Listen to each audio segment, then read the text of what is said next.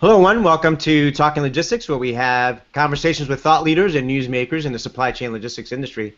It's my great pleasure to welcome to today's program Stephen Craig, who is one of the partners at Invista, and Sarah Riblon, who runs the product management and development for Invista's Transportation Solutions service offering and the MyShipInfo audit solution. And today we're going to talk about beyond the basics, exploring the value levers of freight audit.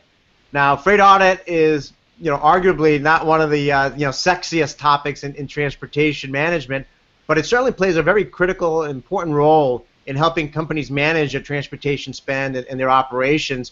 And really, the first step is really truly understanding the various value levers that freight audit brings to transportation operations. And that's really what we're going to focus on today. And very privileged to have with us both Stephen and Sarah to join us today. They're in the front lines every day of freight audit, working with clients, and on a technology front as well. There's a lot of development going on there, which we're going to talk about today. So anyway, I think it's going to be a great and informative conversation. I just want to remind those of you that are joining us live today that part of our goal here at Talking Logistics is to make this conversational. So if you do have a question for Stephen or Sarah as we're going along, you can do so via the Q&A button. And I'll take a look at the questions as they come in, and if it's a good and appropriate question and we've got time, I'll try to weave it into the conversation. In order to ask a question, you do have to be watching this episode via the Google Plus event page. So with that, Stephen and Sarah, welcome to the program. Thank you, Adrian. We're looking forward to it and appreciate the opportunity. Great, Sarah. Welcome to the program. Sarah, you're on mute. Just want to make sure that you stay. There we go. Yeah. Thank you so much. Great to be here. Great. Well, thank you both. And Stephen, let's just dive right into the topic. Before we kind of get into the various value levers and really talking about the insight component of it, which I think is really I think an area that there's a lot of development going on today. Just to kind of provide some, higher level context and perspective. I mean, what are the main, challenges involved with freight audit today, and why is it, and I assume it's so, but why is it more, challenging today than in the past? Mm-hmm. Well, it is more challenging, and I think a good way, or a way we suggest our clients think about those value drivers and, frankly, those challenges, is three categories. There, and we can talk about these a little bit further, but the value and the challenges tend to be around assurance, making sure that the bills are right and the numbers are right, which we can get into further, efficiency, and, as you mentioned, insight.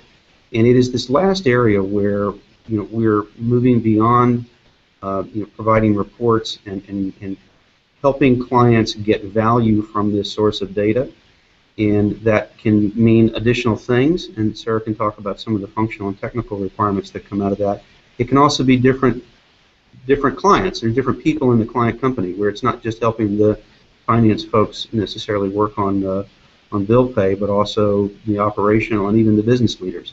So the real challenge is, while there are important challenges in the assurance and efficiency sections, the main challenges nowadays really are on the insight. How do we help drive insight into the client organization?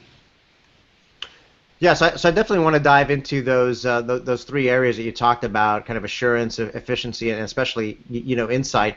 Just kind of curious. I mean, there's been so much discussion over the past couple of years, and particularly when you look at the transportation management systems market. There's this growing trend because shippers are now the number of modes that they're using. When you look at it used to be they might have only done truckload or LTL. Now they're becoming much more global. So ocean and air are kind of getting mixed into the equation. Certainly with everything going on with e-commerce, a lot of companies that maybe 5, 10, 15 years ago did very little with parcel. Now, parcel's becoming a growing part of their transportation spend. So do you see that as another contributing factor to what's happening with freight audit today? Just the diversity of modes that more and more shippers are dealing with today? Modes, geographic regions. I mean, some of those e-commerce folks are delivering all over the world. So you get geographies, modes. The pace of business acquisition, doesn't slow down. So you often have different companies who maybe are implemented on different tools. There really is an enormous amount of complexity, sort of far beyond what most folks think. Is a big part of it.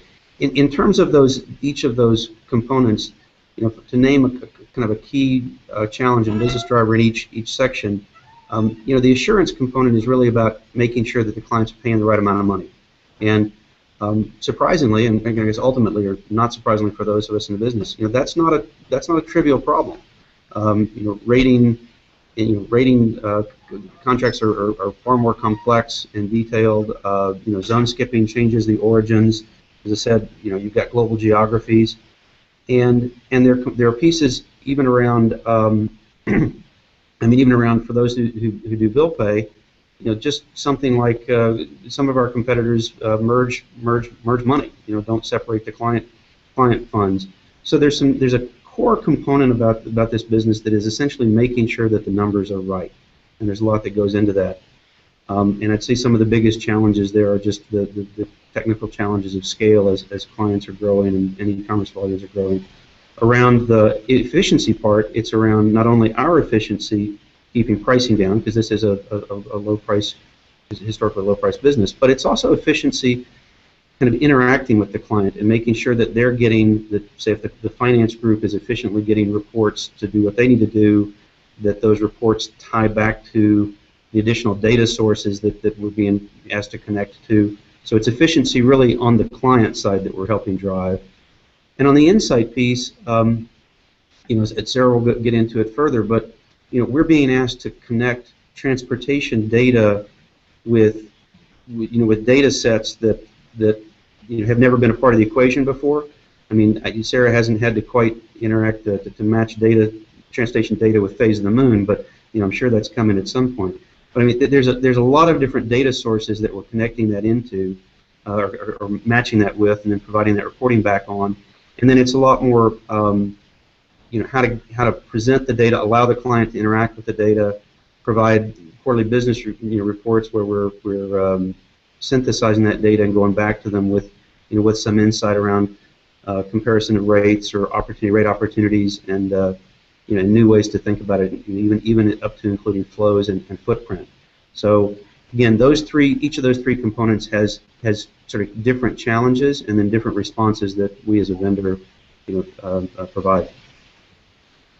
Yeah, no, a lot of great input there. I mean, I think for for a lot of folks, and I got to be honest, I think even myself, I think my initial impression of freight audit was, hey, it's just, are we paying the right amount, right? We make sure we're not overpaying, that we're getting the invoices all right, and so forth. And I think as you just described there, not only is that just a relatively small component of what freight audit entails, the scope is also growing, particularly with what I would consider kind of the role of business intelligence and analytics, right? That's playing into this whole insight piece around freight audit. So Sarah, now to bring you into the conversation, I want to kind of explore that a little bit more, right? Because I mean, BI analytics, it's getting a lot of discussion today, and it's obviously playing a role here in freight audit. So I mean, how is it? How is BI analytics technology helping companies achieve greater insight into their transportation spend and operations? And what are some of the important capabilities that companies should look for? Yeah, BI technology has really advanced in the last few years and has really paved the way for companies like us to bring big data analytics to the hands of shippers. The analytics that a freight audit company can provide are pretty unique because we receive shipment data from across all modes.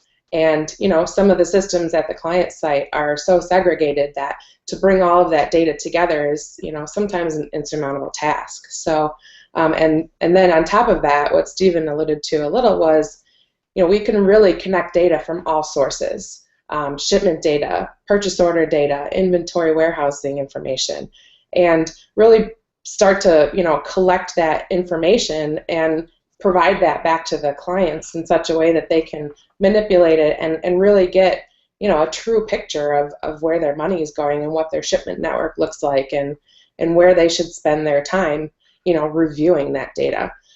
It's always interesting when we engage with a client and we ask, what's your annual total spend for last year? And sometimes we get an answer, and most of the time we don't. And if we dive deeper and say, well, what was it for ocean, or what was it for air? And sometimes they say, oh yeah, I could give you the ocean number, but I don't know, small package is not my department. That's direct to consumer, and I just deal with the sourcing side of it. So when we collect all of that data in the form of invoices or this ancillary information, we can really provide the shippers with that key information, key performance indicators that they can really drive business decisions off of.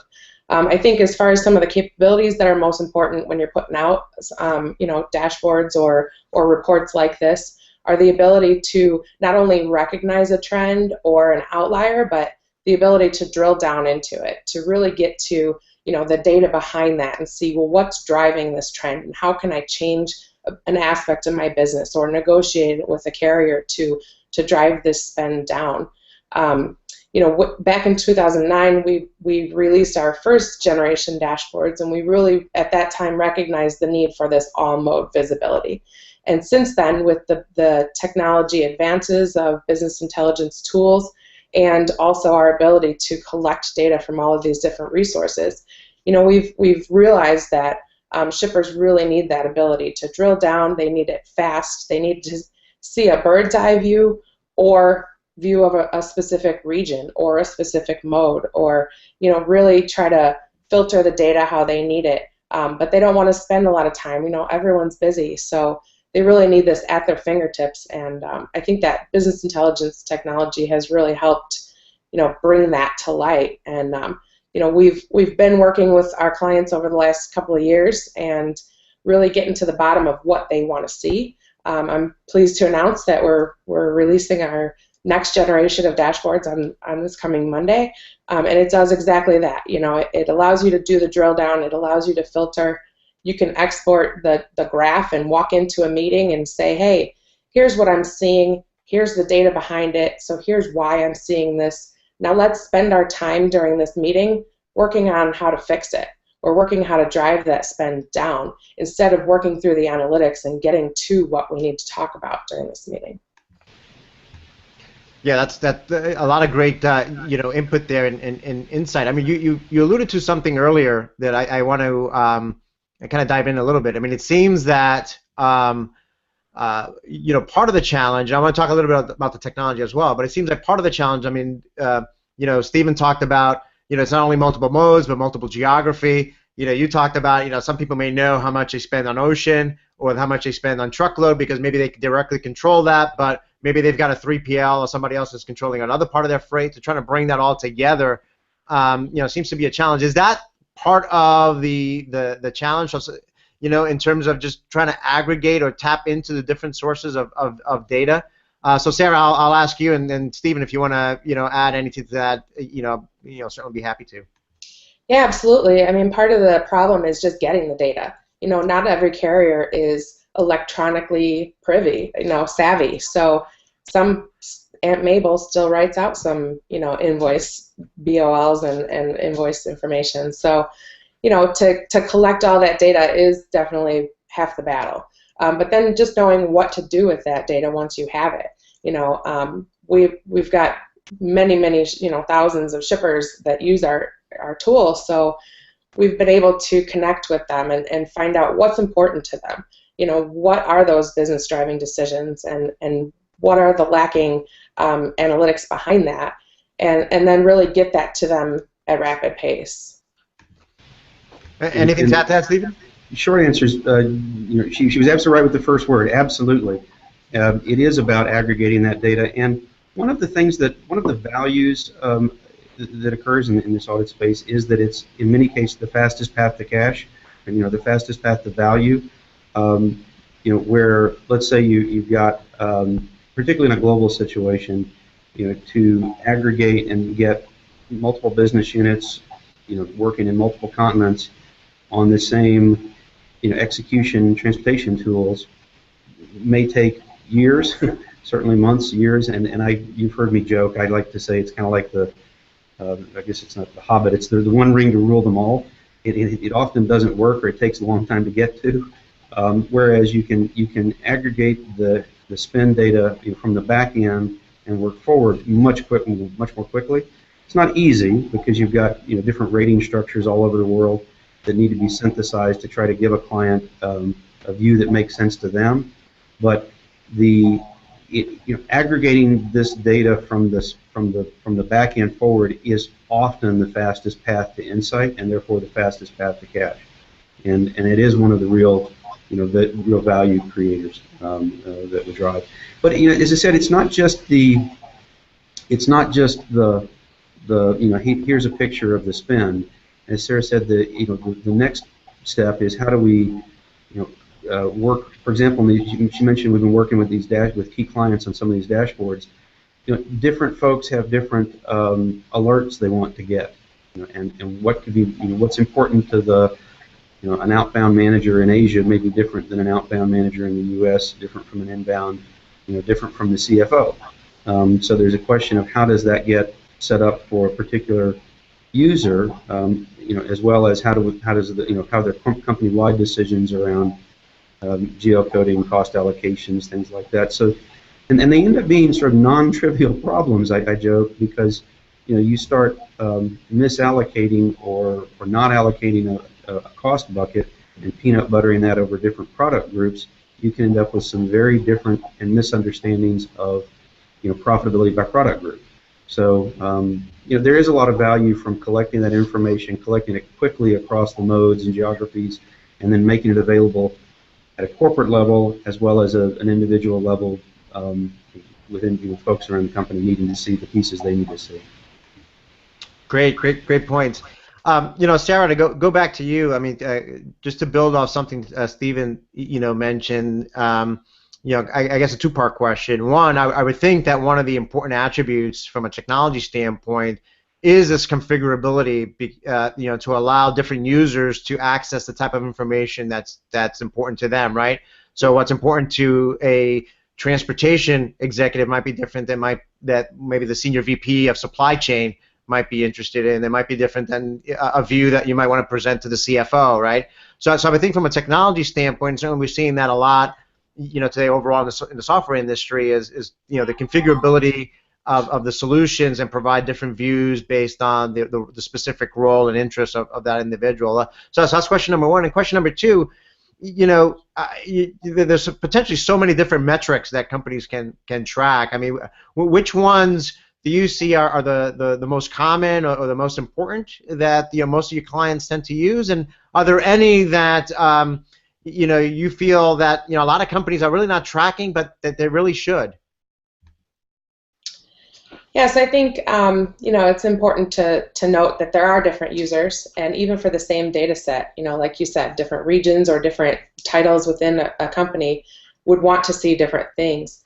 And so I think the ability to filter your data set for exactly what you're looking for, if you're a C-level executive and you want to see the whole bird's eye view, you should be able to do that in the same way that someone at your Singapore office should be able to see just the Singapore transportation spend, and then they can really begin to manage the piece of the business that they really manage. So I think the ability to filter your dashboards or reports in such a way, is definitely important. I think the two most important metrics that come to mind are definitely spend that we've been talking about and service. You really should be able to see where you're spending your money, which carriers, compare carriers for the same mode or compare, carriers across all modes. And not only that, but weeks of the year or year over year and comparison like that is really important. If you see your sales are increasing and your spend is increasing at a higher rate, there might be something off there. And then as far as what shippers may not be looking at, I think the key here is to understand how these metrics interrelate with each other. And so, if, like I just mentioned with the sales orders and the shipping spend, if you're looking at two charts side by side and you can see, okay, I spend, most of my money with carrier A, and they're performing the worst for me, there's a disconnect there, and really you should be using the carriers that are performing better for you and will service your customers, better, in a higher volume, and that way, you can really begin to drill into your data and discover ways that you can manage your shipment better, shipping trends better. Yeah, great point there. I think the last point you brought out, I think, is kind of, it leads me to my next question. I mean, I think one of the important things, and you kind of talked about a little bit, is it's one thing to just kind of get the big picture, the initial picture, but the ability to drill down, right, and get some more detail, some more insight into what's happening, whether it's from a service standpoint or a cost standpoint, or you're comparing different metrics or different trends together. I think it is a critical piece of not only the technology, but of the capabilities that you would want, to be able to drive continuous improvement. So, Stephen, that's my next question, right? It's it's one thing to kind of have the data, the information, the insight. The question that always comes up is, well, then how do you what do you actually do with it, right? So, can you share some examples of how companies are leveraging the insight that they're getting from these tools to drive continuous improvement and realize some business benefits? I don't think in 20 plus years I've ever had a CFO let us put supply chain visibility with just a number on a business case, not one time. They always basically say the visibility is great, but somebody has to do something different with the information for it to drive a value. So unless so you can't just take the visibility and say that's worth X million dollars. I'd love that to be the case, but again, that hasn't been in the business case. Though I sometimes say it's the hard dollar numbers have to go into the business case, but it's those visibility-related numbers or savings that in fact drive the promotions, not the business case. But just to give a couple of examples, and I'll stick with sort of an inbound, interfacility, outbound kind of approach. On the inbound side, we've had situations where and I'll two different examples. One on an internet retailer. These are mainly retail. We've had certainly some great examples in manufacturing. But an internet retailer went in with started looking at inbound data and realized that some of the costs for the expedited moves hadn't necessarily gone against a particular buyer before or a particular product group. Might have been segmented off to just expedite it. And so you end up seeing the cost allocated by a product group to know what the cost of goods sold are, but that expedited might have been over in a separate bucket. And when you really allocated those costs against the product group and even to a particular buyer, what was discovered by a particular client was that there was a different picture of profitability by product group, or at least cost by product group, excuse me, and by buyers. So that the buyer who had kind of historically been considered the top person was actually driving an awful lot of that, a disproportionate amount of that expedited cost, and because of that really wasn't the most profitable buyer, which gets into deeply political questions around companies, where merchants are driving the business. And so, that's not an uncommon thing where a bucket of spend is not fully allocated because somebody's taking a modal approach and just saying expedited rather than allocating that back against, again, product groups or buyers. And, again, most of the time, never had the ability to connect the transportation spend, at a PO level with a buyer code, right? So that's an example, and a real world one that happened just not too long ago. Another example, again, for similar kind of reason, on an interfacility basis, where a client it has a lot of say LTL spend that is inbound or outbound generated, and so there's a fairly small component of that LTL spend is inter-facility, in this case inter-store or store-to-store. And so it ends up being, if somebody's modally managing spend or modally looking at spend, it's a small percentage of LTL. Well, when you take that inter-facility or store-to-store spend and connect it, link it with the inventory information, all of a sudden, that particular retailer, after a very short period of time seeing that information, drove that to merchant, inventory planners. And it was like, wait a second, these are indications by, at a SKU level, or certainly at a product group level, of misallocation of inventory, or misallocation of inventory. And we weren't the ones who were driving that connection back inside the company, so the CFO, unfortunately, is right. Somebody had to go do something with that data, but that opportunity was there once you took the, kind of these massive order data sets and these massive, parcel and LTL data sets, and married them up in a way, and then exposed the right piece of information. And in that case, the retailer was pretty quickly able to start getting that information in front of the inventory folks. On the outbound side, we've had a few different good examples. In an industrial type of situation, certainly information about what's happening as clients are pushing and pulling orders forward and back, and what the cost is. So what's the cost by change? Again, going to in that case, a salesperson. But another one, fairly simplistic but effective, was again, I'll use a retail and somewhat internet or e-commerce focused.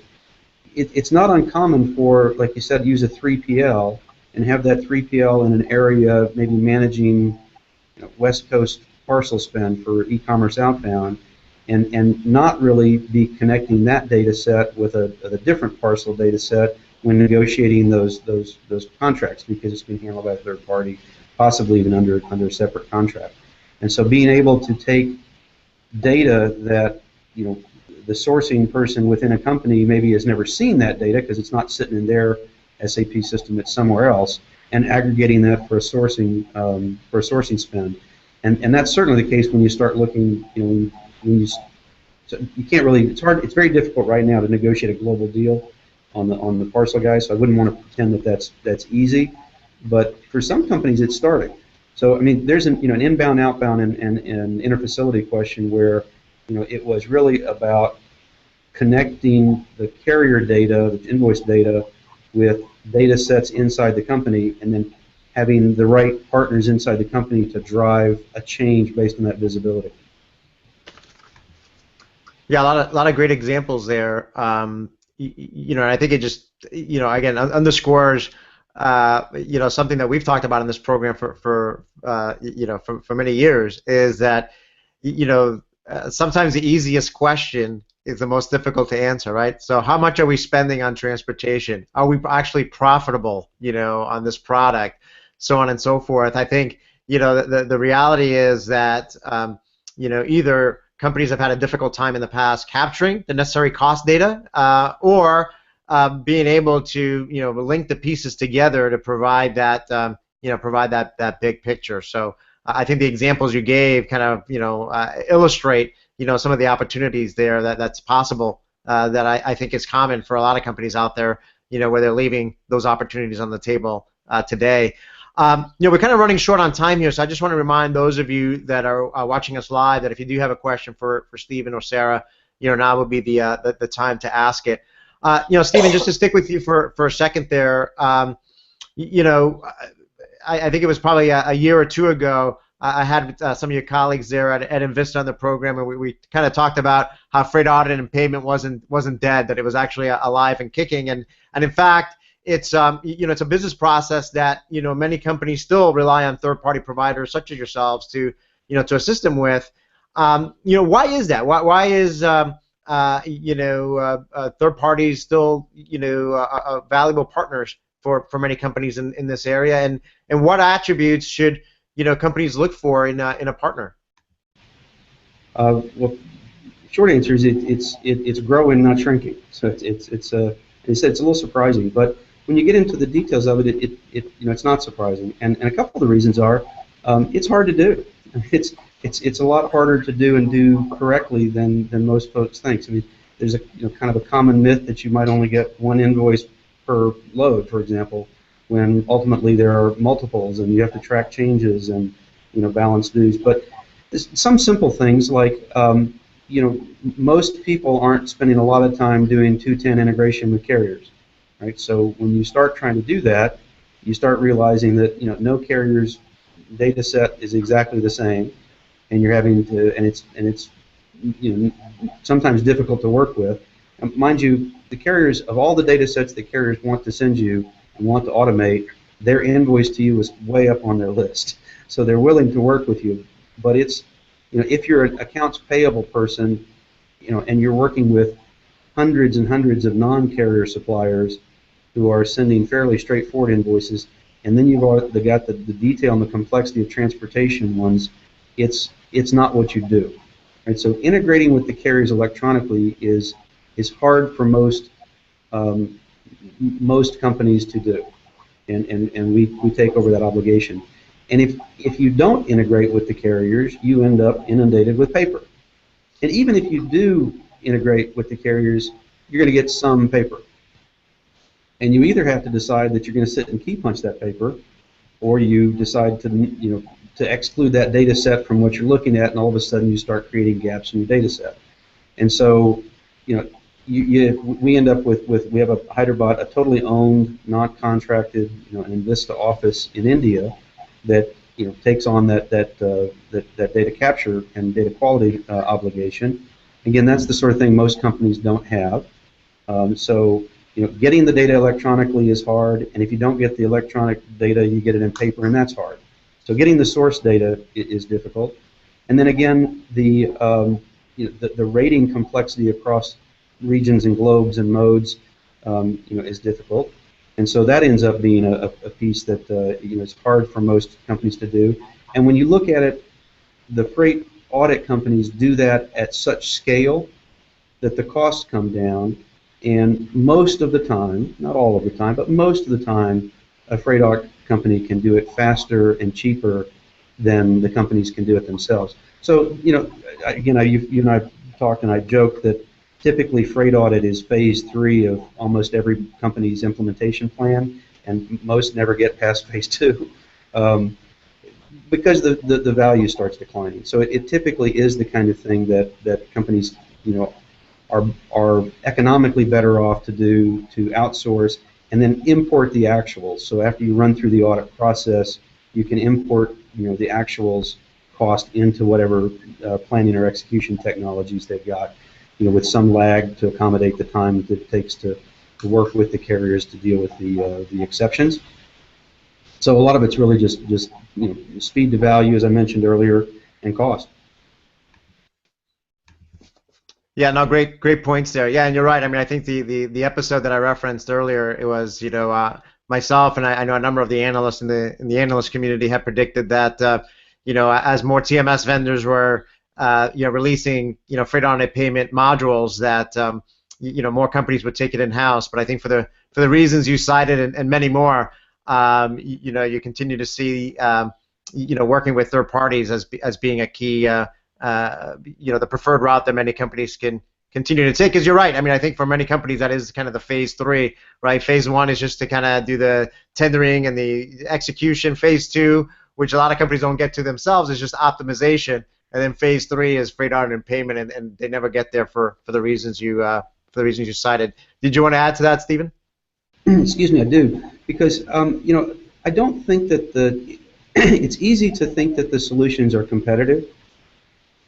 But in kind of in the real world, they're not, because again, we work with a lot of companies who have multiple transportation planning and execution tools, 2, 3, 4 sometimes, and a good solution is even if they've only got one, is basically connecting the two so that you're running through that audit and assurance efficiency process, but are driving that information back into the environment that the different people work with. So, the audit tool might be the right tool for the finance folks to be looking at, but the actual information can be going back into an inbound tool, an outbound tool, an international trade management tool, so that the operational users are getting the audited actuals, back into their tools.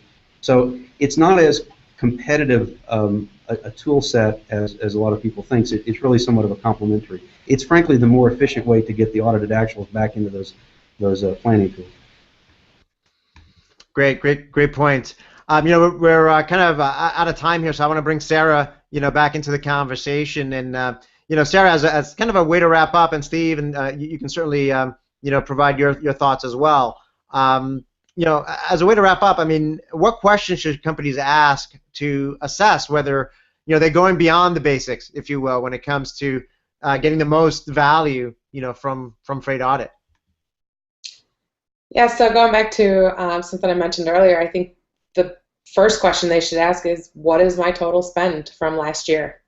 How quickly can I get that information? Am I even monitoring that? Other than quarterly, accounting, balance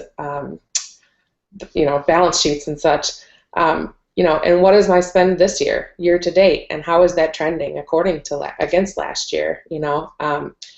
And if it's not just at your fingertips, how can I go get that information? And what's the quickest and most easy way to do that and to hook it up? And usually, like Stephen alluded to, that is going to be a third party. Everyone's busy, and we know we want to monitor metrics, but we just don't always have the time. And really, it's an important piece of anyone's business.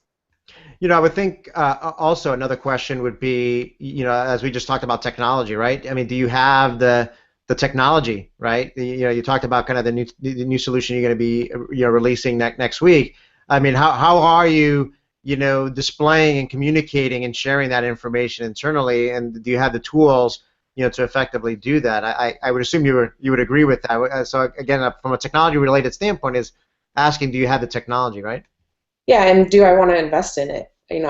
These BI tools are not always cheap, and they take people to get that data into it and get the data out of it. And it's not always economical for a shipper to invest in that as a whole. And so when an audit company invests in it and then provides that to the shipper, sometimes it can mitigate that cost as well. So Stephen, your thoughts? Yeah, a couple of different things. First, I think that Sarah nailed it on the head initially. It's about where, not to be too much of a consultant, but it's about where's the money, making sure that you know about those cash, all in a number of different ways. I mean, our quarterly business reviews, our periodic business reviews deal with what we call a spend diagram, where we encourage ways of thinking about how to segment the cost. And those are not uniform. We really do try to understand kind of what's right for each client. Even within the same industry, retailers have different strategies, different business strategies, but certainly different distribution strategies. And because of those distribution strategies, different numbers and may be important to them. So I think the most important thing is to start kind of a conversation and with our teams around what do clients think they need, and then we start working with what else might help. But most of the time, they come in with a pretty strong understanding of what decisions they think they can make if they have the right data sources, and that's a really good place to start. It's around what things can we do, because ultimately, we're not experts on their business until we've worked with them for a while, certainly not in the first few minutes of meeting them. But if they can start with kind of what, given their distribution flows and their movements, where they think the value is, we can then help them find out if that's true, and engage in a conversation about other things to think about. So, I'd say it is about, to move beyond, the basics are that spend data, that efficiency data, doing this inexpensively, and beyond the basics really come into those insight questions, which are, where do I think I've got opportunities to spend to save money, and what's that hypothesis, and then what data do I need to go prove or disprove that hypothesis. And as we gauge that conversation, it's what other hypotheses are testable.